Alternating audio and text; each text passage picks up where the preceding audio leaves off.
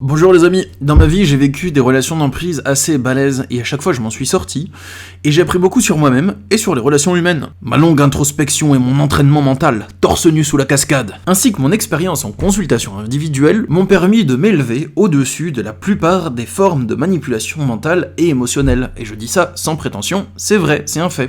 Aujourd'hui, je suis convaincu d'être impossible à manipuler dans le cadre d'une relation d'emprise, et je vais vous expliquer comment j'ai fait pour en arriver là, et quelles ont été les étapes clés sur mon parcours pour pouvoir évoluer ainsi. Moi je me nomme Stan Carré, j'exerce en tant que sophrologue et coach en développement perso depuis 2015, l'accompagnement des personnes en relation d'emprise c'est l'un de mes domaines d'expertise, je suis entre autres auteur du livre Pervers narcissique, l'identifier, le fuir, se reconstruire, et la meilleure manière d'écouter cette vidéo, c'est comme d'habitude, soit de vous poser devant en mode ultra attentif, ou au contraire, de laisser la vidéo tourner pendant que vous faites des tâches banales du quotidien pour optimiser votre précieux temps. Bon je vais vous parler, dans cette vidéo donc, des tournants clés qu'il y a eu dans mon existence, et des prises de conscience que j'en ai tirées, des changements intérieurs que j'ai faits, qui m'ont rendu aujourd'hui, je dirais, impossible à manipuler dans le cadre d'une relation d'emprise. On va y aller de manière plus ou moins chronologique, j'ai noté 5 points clés. Après, je vous ferai un petit bilan de mon état aujourd'hui, voilà, les points clés que j'ai trouvés de mon état aujourd'hui, de ce que je peux décrire de mon comportement, de ma manière de voir le monde, de ma manière de penser, qui fait que je suis plus manipulable. Allons-y. Le premier point clé, c'était quand j'étais en relation de couple, et à la fin de cette relation, je restais dans mon couple, uniquement parce que je me sentais coupable de faire du mal à ma compagne si je la quittais. Même si je la quittais normalement, gentiment, enfin voilà, que juste le fait de quitter l'autre, ça lui faisait du mal, et donc, pour ne pas lui faire du mal, je restais en couple. Mais quand je réfléchis à ça, quand je repense à ce passé que j'ai eu, c'était pas juste une réflexion. C'était pas juste que je me disais « Oh là là, ça va lui faire du mal, j'ose pas la quitter pour pas la blesser ». C'était plus profond que ça. En fait, j'avais vraiment l'impression, le sentiment très puissant, de faire quelque chose de mal, quelque chose d'incorrect, quelque chose de mauvais, quelque chose de sale, juste en quittant l'autre. Pourtant, j'allais rien faire de plus, hein. Et j'avais le sentiment que je faisais quelque chose de profondément mauvais. Et ça, c'est parce que j'étais conditionné, durant mon enfance, à croire que si je faisais pas ce que l'autre veut, que si je me conformais pas aux attentes ou aux désirs de l'autre, en fait, je lui faisais du mal, et que c'était mal. C'est ma daronne qui m'a éduqué comme ça, qui m'a conditionné comme ça, si je peux dire plutôt.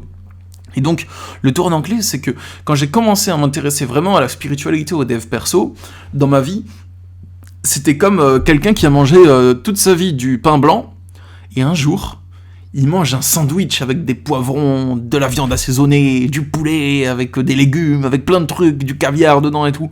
Et c'est comme si quelqu'un il a mangé du pain toute sa vie, et il croque ce sandwich aux 1000 saveurs, et waouh, son cerveau il s'ouvre, comme s'il y avait des bourgeons de fleurs dans le cerveau, enfin, bref, je caricature, hein, mais c'est un peu l'image qu'on a dans les mangas quand ils mangent de la nourriture super bonne, il y a des images derrière, comme s'il y avait une montagne qui s'effondrait et un tsunami qui rentrait dedans, pour illustrer à quel point les sensations gustatives sont intenses.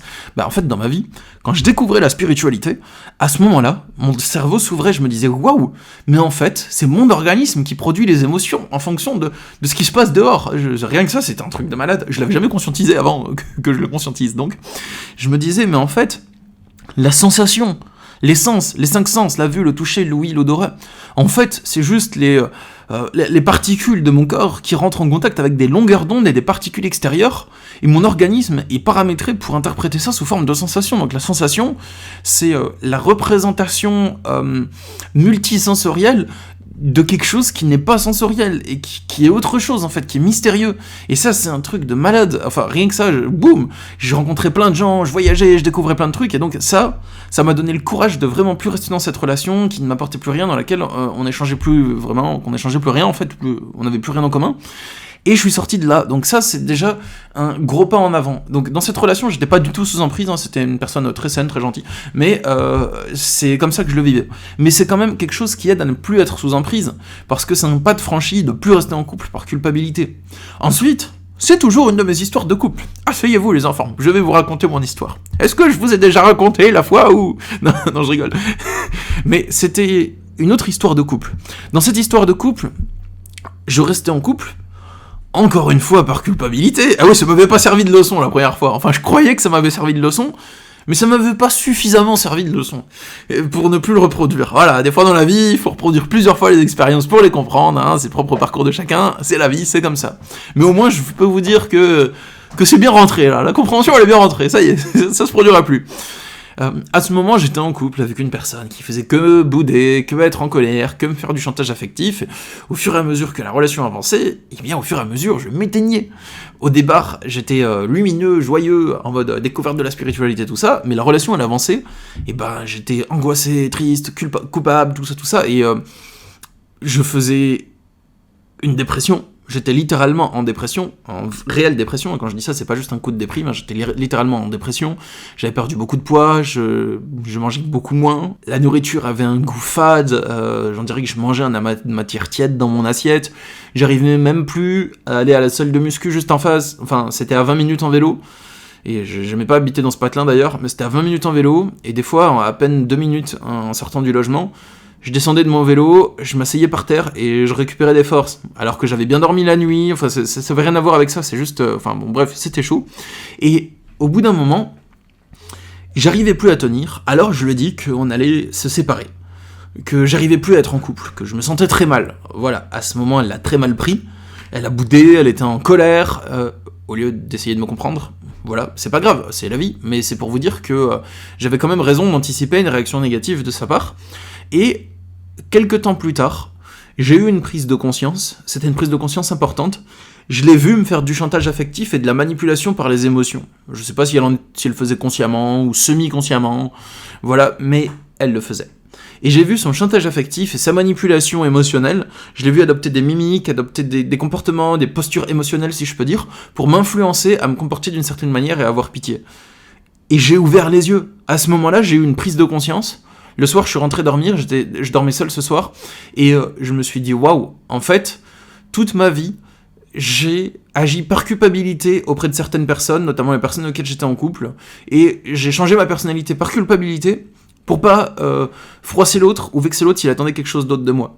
Et à ce moment, j'ai eu une prise de conscience radicale, et ça a tout changé en moi. Cette prise de conscience, elle est venue après la dépression. Et j'ai décidé que plus jamais j'agirais par culpabilité de cette manière, et plus jamais je resterai en couple par culpabilité. Et depuis, ça m'est plus jamais arrivé, et la culpabilité, plus jamais elle me fera maintenir une relation. Si je reste en relation par culpabilité, c'est que la relation n'est pas saine, et je m'en rendrai compte, et je terminerai ça très rapidement. Enfin, je commencerai même pas ça d'ailleurs. Voilà. Le troisième tournant important dans ma vie, les amis, qui a fait qu'aujourd'hui je suis plus manipulable et qu'aujourd'hui je suis ce que je suis, c'est que j'étais en relation, mais c'était plus en relation amicale, avec une personne qui avait un comportement type pervers narcissique, et j'ai eu une prise de conscience après la relation d'emprise avec cette personne. C'était une femme, c'est une relation qui a pas duré très longtemps, ça a duré peut-être 2 semaines, voilà, mais ça a avancé très vite, et genre l'emprise elle s'est installée super vite dans mon cerveau. Mais ça avait rien à voir avec les 2 personnes avec qui j'étais en couple, hein. Rien à voir, hein. Elle, c'était une personne toxique plus. Elle était vraiment frappée, hein. Elle était vraiment fada, hein. Oh là là, je vous raconte pas. Non, je vous raconte pas, justement. Ensuite, j'ai eu une prise de conscience, un jour où j'ai réussi à la bloquer, avoir le courage de la bloquer, parce que je sentais que ça devenait dangereux, là, que c'est pour mon cerveau, que pour ma santé mentale, c'était pas bien. J'ai eu une prise de conscience, je l'ai bloqué, et en arrivant le soir chez moi, j'ai regardé la série Vikings. Et là, à un moment, il y a un roi, je sais plus quel est son nom, ça fait longtemps que j'ai pas regardé Vikings, mais il donne du vin à boire à son petit-fils qui est encore jeune. Et il lui sert un verre de vin, il lui dit « bois ça ». Le petit dit « bah non, c'est du vin, je veux pas ». Et son grand-père, il lui dit « bois ». Donc il va boire la coupe de vin, il va tousser, il va s'étouffer, parce que le vin c'est dégueu pour un enfant, hein. Et ensuite il va lui resservir une autre chope de vin, il va lui dire « bois maintenant ». Le petit, il va encore plus s'étouffer, il va encore boire, ça va être dégueu. Et son grand-père, il lui dit « tu vois ce qui vient de se passer, tu dois en tirer une leçon. Tu dois jamais laisser personne penser à ta place, tu dois toujours penser par toi-même. » Et là les amis, là, j'ai eu une prise de conscience, je me suis dit, mais je l'ai laissé penser à ma place, cette personne, pendant tout ce temps. Jamais de la vie, personne me dira ce que je dois penser maintenant. J'ai eu cette prise de conscience qui a opéré en quelques heures, puis elle s'est renforcée les jours suivants. Et c'est d'ailleurs grâce à cette femme que vous me connaissez. Et oui les amis, parce que c'est suite à cette relation que j'ai eu l'envie de partager sur les pervers narcissiques sur YouTube. Je connaissais déjà le sujet parce que je l'avais vécu avec ma mère, et ma mère que j'ai bannie à l'âge de 19 ans d'ailleurs. Mais là, le sujet pervers narcissique m'est revenu à l'esprit. Et à l'époque, sur ma chaîne YouTube actuelle, là, Stan Carré Super Coach, je sortais juste des vidéos de développement perso, de spiritualité, pour parler des émotions. Et là, j'ai fait une vidéo sur les pervers narcissiques, ça a beaucoup marché, j'ai eu plein de demandes, la chaîne YouTube a été mise pas mal en avant par l'algorithme, tout ça, et c'est comme ça que j'ai commencé mon aventure sur YouTube, donc c'est grâce à elle, donc on peut la remercier. Merci pour son emprise, parce qu'on en a tiré tous quelque chose de positif, hein, que ce soit vous ou moi, grâce à cette chaîne YouTube. Bon, alors les amis, le point suivant, c'est que j'ai vécu ça sera beaucoup plus court, hein, j'ai vécu des relations de dépendance affective, et j'ai appris à me recentrer. Des relations de dépendance affective de mon côté, où j'étais, moi, à fond sur la personne, alors qu'elle me manifestait pas trop d'intérêt. Bon, ça, c'est pas chronologique, ça c'était bien avant tout ce que je vous ai raconté.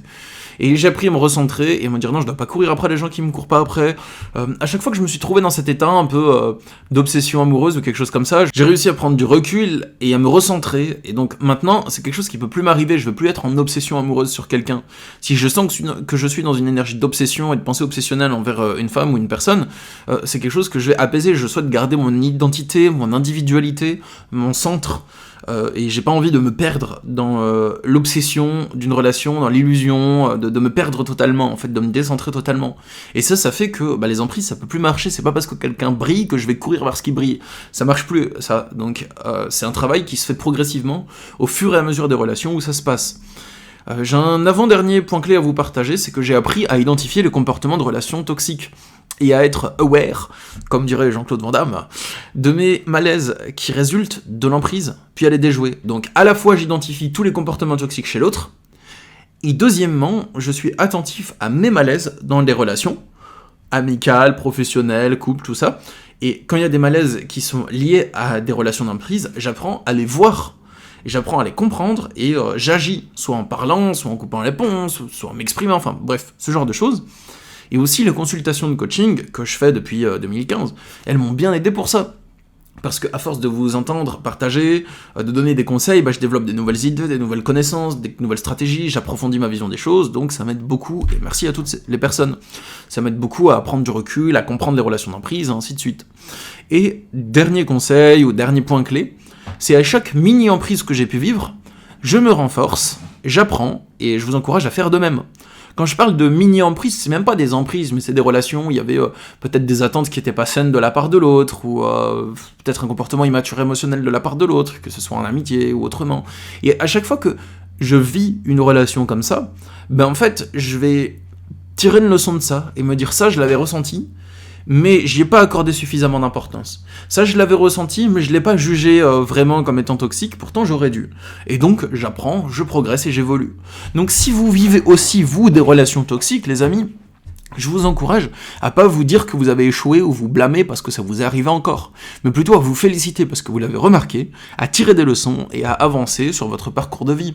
Avant de vous faire le bilan de cette vidéo, je vous invite à vous abonner à ma chaîne YouTube pour être notifié des prochaines vidéos qui arrivent dans quelques jours. Et pour avoir mon accompagnement individuel, il y a le lien directement sous la vidéo pour réserver un rendez-vous avec moi, je donne des consultations et mon but c'est que chaque consultation en elle-même vous aide à avancer. Bon les amis, mon état d'esprit, si je devais le résumer aujourd'hui, face aux relations toxiques, je pourrais dire que je repère très vite les comportements toxiques chez l'autre, que je reconnais mes besoins et que je me respecte dans mes besoins, je les connais bien, j'ai établi mon équilibre de vie, donc je vois quand une personne tend à m'amener à le rompre, et aussi je refuse les conflits de loyauté, je refuse tout comportement toxique, sans en faire trop ni devenir contrôlant ou dirigeant pour l'autre, parce que je vois des personnes qui sous prétexte de ne plus vouloir vivre de relations toxiques, elles deviennent aussi toxiques dans leur couple, en mode contrôlant, dirigeant, pour ne plus se faire contrôler ou diriger. Donc moi, mon intention, c'est juste de créer des relations saines où je ne dirige aucunement quelqu'un, où je n'attends pas que la personne soit parfaite, mais juste, je ne souhaite pas subir de comportements toxiques de la part de l'autre. Donc soit ça peut se régler par la discussion, soit ça ne se règle pas par la discussion, et ça se règle par quoi? Dites-le moi si vous avez le mot. Par le bannissement. C'était tout pour moi pour aujourd'hui, à plus, rendez-vous dans quelques jours pour une prochaine vidéo, ou sous la vidéo pour le lien pour le coaching. Bye les amis.